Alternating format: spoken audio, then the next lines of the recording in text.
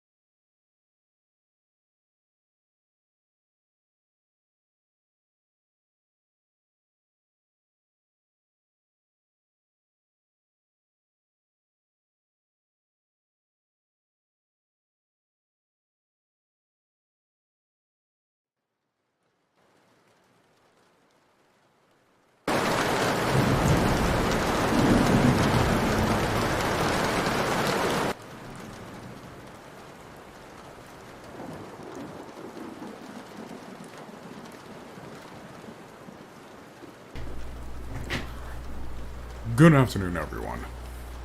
I apologize for the technical mishaps with the Alice playthrough, but it seems like my machine that I use to stream for those consoles is probably needs an update, needs some cleaning up, so I'm letting it run some diagnosis for the time being, and moving myself up to my more powerful PC upstairs, so we can continue on some Lovecraft, and who knows, maybe I'll do like a Dead Space 2 playthrough, at least start that off up here a little later, if I happen to feel so inclined. But for the time being, we can continue on with our reading of the Lovecraft's Cthulhu mythos. We're currently in the Dunwich Horror. And we last ended at chapter 3, so continuing on to chapter 4 and 5, as the title should insinuate.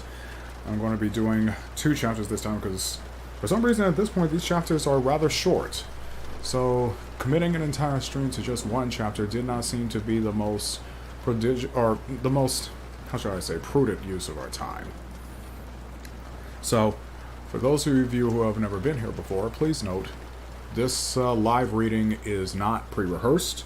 It is not prepared for. I've never even read this prose myself before, so I'm going into it blind, as you are, or might be, depending on the situation. Because of that, you may hear a couple of hiccups, a couple of blemishes in my performance, quite unlike what you would hear in, say, a professional audiobook production. That's not what we're doing here. So instead, just imagine that we're all sitting comfortably next to this cool, rain-bespectacled window, listening to some chilling tales of horror and weird fiction, while the rain gently caresses our outdoor window. So without further ado, The Dunwich Horror by H.P. Lovecraft. Chapter 4. For a decade, the annals of the Whateleys sink indistinguishably into the general life of a morbid community used to their queer ways and hardened to their May Eve and All Hallows orgies. Twice a year they would light fires on the top of Sentinel Hill, at which times the mountain rumblings would recur with greater and greater violence, while at all seasons there were strange and portentous doings at the lonely farmhouse. In the course of time, callers professed to hear sounds in the sealed upper story, even when all the family were downstairs. And they wondered how swiftly or how lingeringly a cow or bullock was usually sacrificed. There was talk of a complaint to the Society for the Prevention of Cruelty to Animals, but nothing ever came of it. Since Dunwich, folk are never anxious to call the outside world's attention to themselves. About 1923, when Wilbur was a boy of 10, whose mind, voice, stature, and bearded face gave all the impression of maturity, a second great siege of carpentry went on at the old house. It was all inside the sealed upper part, and from bits of discarded lumber people concluded that the youth and his grandfather had knocked out all the partitions and even removed the attic floor, leaving only one vast open void between the ground story and the peaked roof. They had torn down the great central chimney, too, and fitted the rusty range with a flimsy outside tin stovepipe. Okay, I seem to have a bot in my YouTube. Let me see if I can do something about that real quick. Forgive me, folks.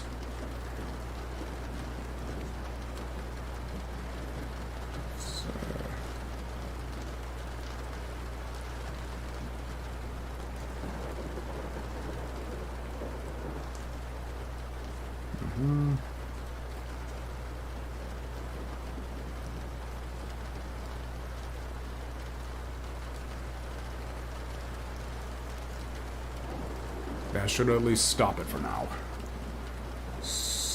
Make sure that that doesn't come up again.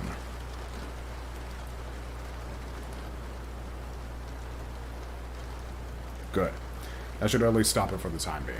Apologize for that, folks who may be watching on YouTube or seeing the chat come up wherever this is being streamed.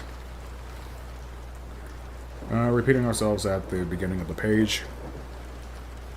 About 1923, when Wilbur was a boy of 10, whose mind, voice, stature, and bearded face all gave all the impressions of maturity, a second great siege of carpentry went on at the old house.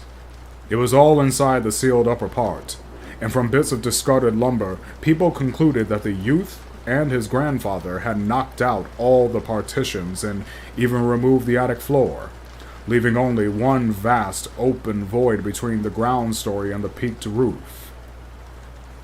They had torn down the great central chimney, too, and fitted the rusty range with a flimsy outside tin stovepipe. In the spring after this event, old Whately noticed the growing number of whippoorwills that would come out of Cold Spring Glen to chirp under his window at night. He seemed to regard the circumstance as one of great significance, and told the loungers at Osborne's that he thought his time had almost come. "They whistle just in tune with me breathing now," he said, "and I guess they're getting ready to catch me soul. They know it's a-going out, and don't calculate to miss it. You'll know, boys, after I'm gone, whether they get me or not. If they do, they'll keep up a singing and laughing till break of day. If they don't, they'll kinda quiet down like. I expect them and the souls they hunts for have some pretty tough tussles sometimes." On Lammas night, 1924, Dr. Houghton of Aylesbury was hastily summoned by Wilbur Whately, who had lashed his one remaining horse through the darkness and telephoned from Osborne's in the village. He found old Whately in a very grave state, with a cardiac action and stertorous breathing that told of an end not far off. The shapeless albino daughter and oddly bearded grandson stood by the bedside, whilst from the vacant abyss overhead there came a disquieting suggestion of rhythmical surging or lapping, as of the waves on some level beach. The doctor, though, was chiefly disturbed by the chattering night birds outside, a seemingly limitless legion of whippoorwills that cried their endless message in repetitions timed diabolically to the wheezing gasps of the dying man. It was uncanny and unnatural. Too much, thought Dr. Houghton, like the whole of the region he had entered so reluctantly in response to the urgent call. Toward 1 o'clock, old Whately gained consciousness and interrupted his wheezing to choke out a few words to his grandson. "More space, Willie. More space soon. You grows, and that grows faster. It'll be ready to serve you soon, boy. Open up the gates to Yog-Sothoth with the long chant that you'll find on page 751 of the complete edition. And then put a match to the prison. Fire from earth can't burn it nohow. Can't burn it nohow, as I always said. Fire from earth can't burn it nohow." He was obviously quite mad. After a pause, during which the flock of whippoorwills outside adjusted their cries to the altered tempo while some indication of the strange hill noises came from afar off, he added another sentence or two. "Feed it regular, Willie, and mind the quantity, but don't let it grow too fast for the place. For if it busts quarters or gets out afore ye opens to Yog-Sothoth, it's all over and no use. Only them from beyond can make it multiply and work. Only them, the old uns, as wants to come back." But speech gave place to gasps again, and Lavinia screamed at the way the whippoorwills followed the change. It was the same for more than an hour, when the final throaty rattle came. Dr. Houghton drew shrunken lids over the glazing gray eyes, as the tumult of birds faded imperceptibly to silence. Lavinia sobbed, but Wilbur only chuckled, whilst the hill noises rumbled faintly. "They didn't get 'em," he muttered in his heavy bass voice. Wilbur was by this time a scholar of really tremendous erudition in his one-sided way, and was quietly known by correspondence to many librarians in distant places where rare and forbidden books of old days are kept. He was more and more hated and dreaded around Dunwich because of certain youthful disappearances which suspicion laid vaguely at his door, but was always able to silence inquiry through fear or through use of that fund of old-time gold, which still, as in his grandfather's time, went forth regularly and increasingly for cattle buying. He was now tremendously mature of aspect, and his height, having reached the normal adult limit, seemed inclined to wax beyond that figure. In 1925, when a scholarly correspondent from Miskatonic University called upon him one day and departed pale and puzzled, he was fully 6 3/4 feet tall. Through all the years, Wilbur had treated his half-deformed albino mother with a growing contempt, finally forbidding her to go to the hills with him on May Eve in Hallowmass. And in 1926, the poor creature complained to Mammy Bishop of being afraid of him. Water sip.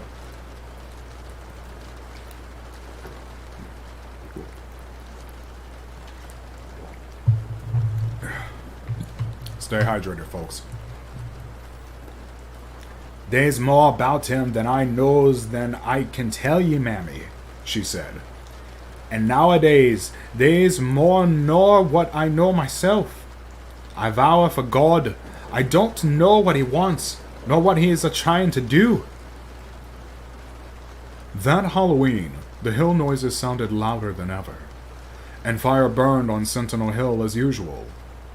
But people paid more attention to the rhythmical screaming of vast flocks of unnaturally belated whippoorwills, which seemed to be assembled near the unlighted Whately farmhouse.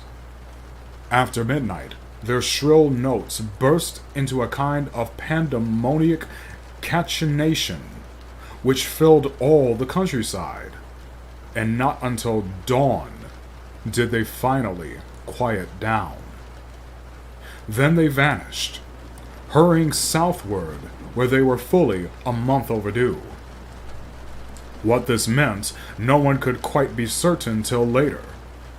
None of the country folk seemed to have died, but poor Lavinia Whately, the twisted albino, was never seen again.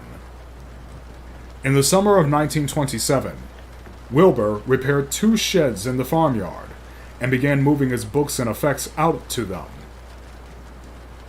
Soon afterward, Earl Sawyer told the loungers at Osborne's that more carpentry was going on in the Whately farmhouse. Wilbur was closing all the doors and windows on the ground floor, and seemed to be taking out partitions as he and his grandfather had done upstairs 4 years before. He was living in one of the sheds, and Sawyer thought he seemed unusually worried and tremulous. People generally suspected him of knowing something about his mother's disappearance, and very few ever approached his neighborhood now. His height had increased to more than 7 feet, and showed no signs of ceasing its development. Chapter 5. The following winter brought an event no less strange than Wilbur's first trip outside the Dunwich region. Correspondence with the Widener Library at Harvard, the Bibliothèque Nationale in Paris, the British Museum, the University of Buenos Aires, and the library of Miskatonic University of Arkham had failed to get him the loan of a book he desperately wanted. So at length he set out in person, shabby, dirty, bearded, and uncouth of dialect, to consult the copy at Miskatonic, which was the nearest to him geographically. Almost 8 feet tall, and carrying a cheap new valise from Osborne's General Store, this dark and goatish gargoyle appeared one day in Arkham in quest of the dreaded volume kept under lock and key at the college library.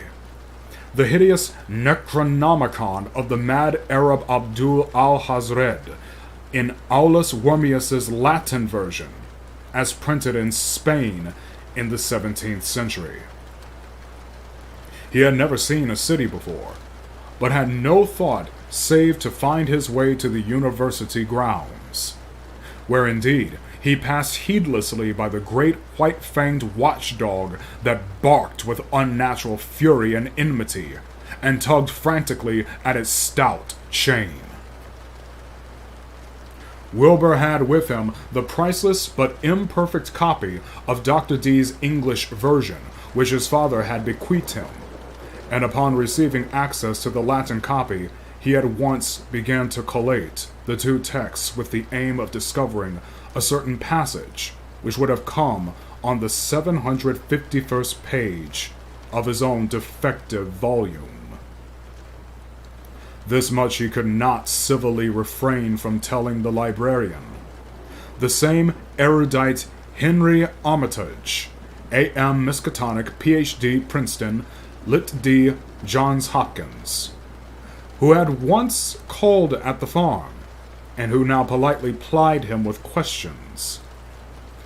He was looking, he had to admit, for a kind of formula or incantation, containing the frightful name Yog-Sothoth, and it puzzled him to find discrepancies, duplications, and ambiguities which made the matter of determination far from easy. As he copied the formula he finally chose, Dr. Armitage looked involuntarily over his shoulder at the open pages, the left-hand one of which, in the Latin version, contains such monstrous threats to the peace and sanity of the world.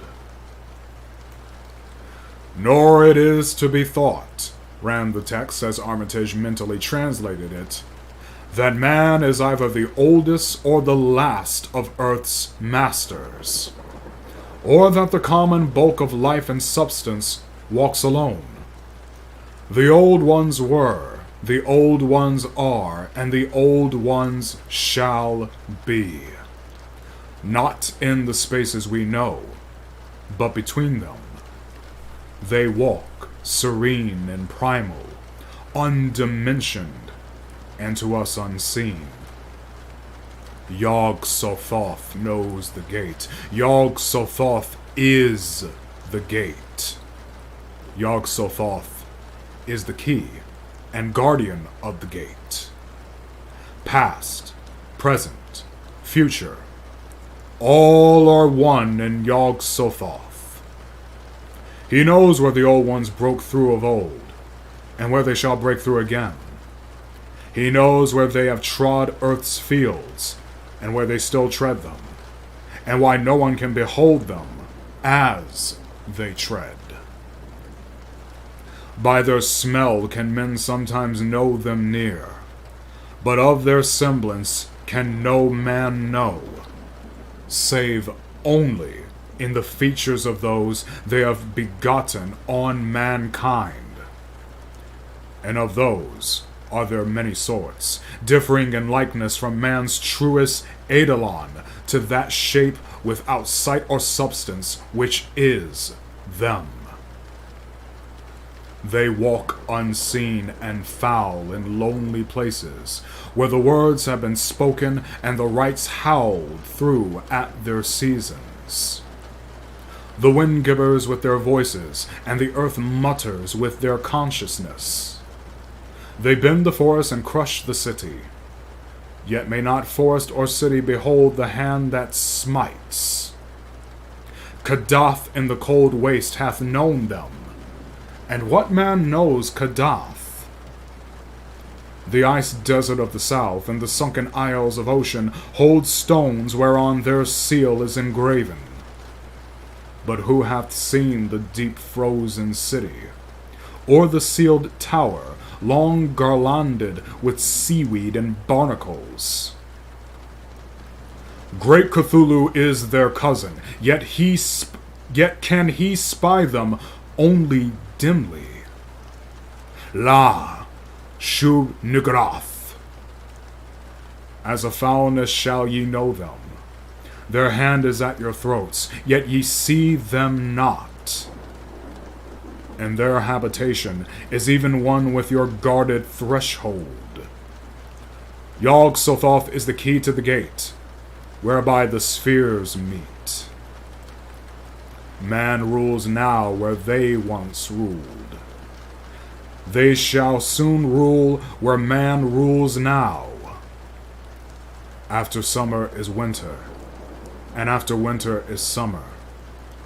They wait, patient and potent, for here shall they reign again. Dr. Armitage, associating what he was reading with what he had heard of Dunwich and its brooding presences, and of Wilbur Whately and his dim, hideous aura that stretched from a dubious birth to a cloud of probable matricide, felt a wave of fright as tangible as a draught of the tomb's cold clamminess. The bent, goatish giant before him seemed like the spawn of another planet or dimension, like something only partly of mankind, linked to black gulfs of essence, an entity that stretched like titan phantasms beyond all spheres of force and matter, space and time. Presently, Wilbur raised his head and began speaking in that strange resonant fashion, which hinted at sound-producing organs unlike the run of mankind's. "Mr. Armitage," he said, "I calculate I've got to take that book home.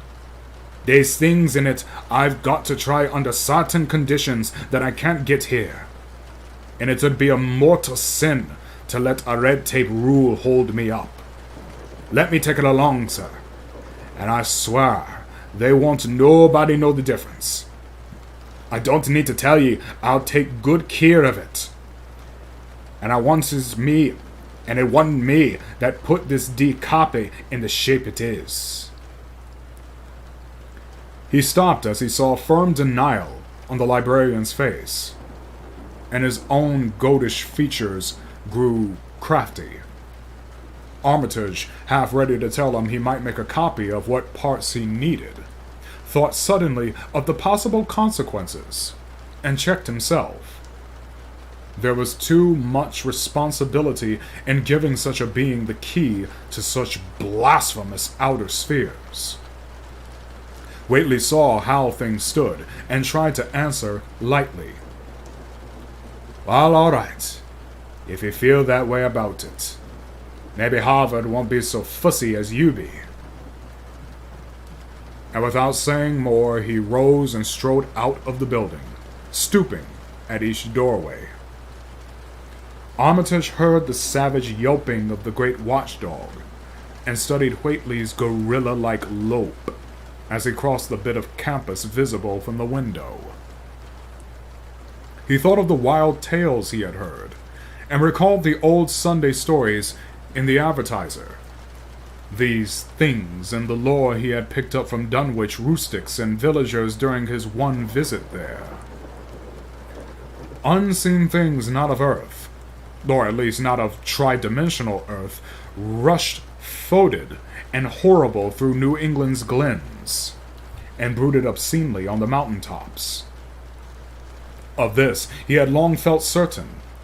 Now he seemed to sense the close presence of some terrible part of the intruding horror, and to glimpse a hellish advance in the black dominion of the ancient and once passive nightmare.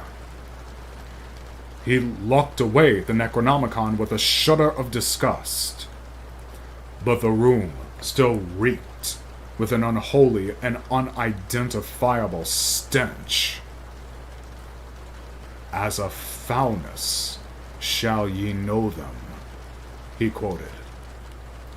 Yes, the odor was the same as that which had sickened him at the Whately farmhouse less than 3 years before. He thought of Wilbur, goatish and ominous, once again, and laughed mockingly at the village rumors of his parentage. Inbreeding Armitage muttered half aloud to himself. Great God, what simpletons! Show them Arthur Mecken's great god Pan, and they'll think it a common Dunwich scandal. But what thing, what cursed, shapeless influence on or off this three-dimensional earth was Wilbur Whately's father?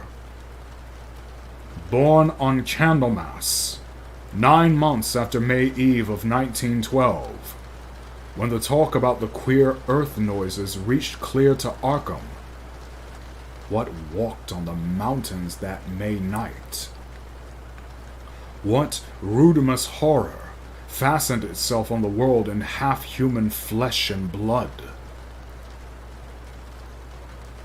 During the ensuing weeks, Dr. Armitage set about to collect all possible data on Wilbur Whately and the formless presences around Dunwich.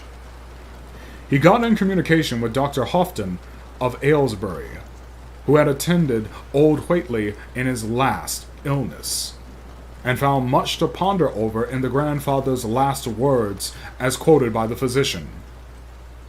A visit to Dunwich village failed to bring out much that was new, but a close survey of the Necronomicon, in those parts which Wilbur had sought so avidly, seemed to supply new and terrible clues to the nature, methods, and desires of the strange evil so vaguely threatening this planet. Talks with several students of archaic lore in Boston and letters to many others elsewhere gave him a growing amazement which passed slowly through varied degrees of alarm to a state of really acute spiritual fear. As the summer drew on, he felt dimly that something ought to be done about the lurking terrors of the upper Miskatonic Valley, and about the monstrous being known to the human world as Wilbur Whately.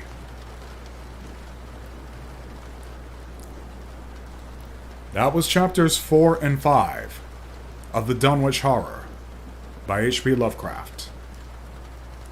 I hope you all enjoyed that. There are 4 more chapters in this short story, and we will be continuing with chapter 6 well soon enough. Can't really tell if these chapters get any longer as we continue on, but we shall find out then. I'll probably do 2 chapters at a time the next time as well. They seem to still be relatively short.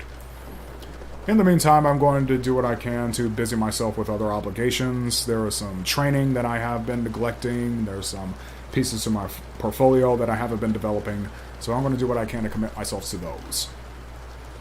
In the meantime, I'll leave you all with a little bit of music before signing off on this stream. But I thank you all for listening all the same and for sticking around despite the rather impolite intrusion of a bot in my YouTube chat. Please forgive that intrusion. But all the same, thank you all for your patronage. I'm really working hard to make it to Twitch affiliate by the end of the year. If things continue apace, I just might make it. And I hope you all will be there with me when it happens. Until we meet next time, I'll leave you with a bit of music. Take care of yourselves and take care of each other. And God bless. We'll speak again soon.